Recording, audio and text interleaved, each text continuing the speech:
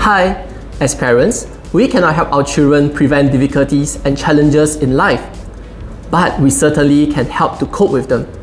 We can help our child to build resilience. Resilience, in its simplest form, is the ability to bounce back. Here are some phrases that Montessori teachers use in school that you can use at home. Well, Eden, that was hard work, but you completed it. And Sarah, I am right here if you ever needed help. Directly acknowledging a child's effort helps bring their awareness to the fact that they can do things, even when they are hard.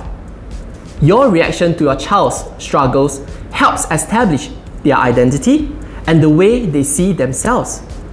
If you rush in too quickly to rescue them, it might send the message that they might think they are not capable enough. And on the flip side, if they become too overwhelmed by a challenge and feel alone in their struggle, they may not want to even try again in future. So what should you do? Let me share with you. Make clear that you expect your child to try, and you must believe that they can do it. And if they are really stuck, you are right there always to help them.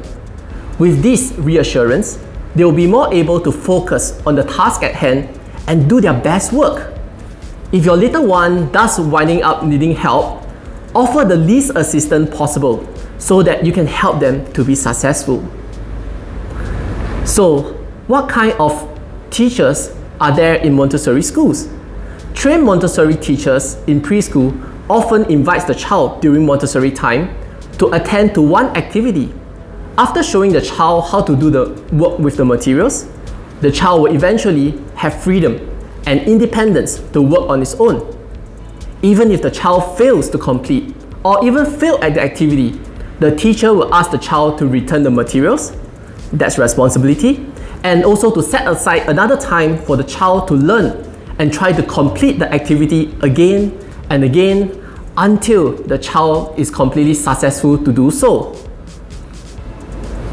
And then the child can actually have his freedom to learn this objective at his own pace.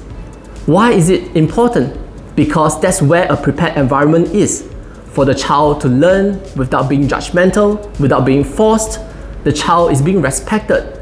So the child can have confidence that he or she can fail and try till he or she succeeds.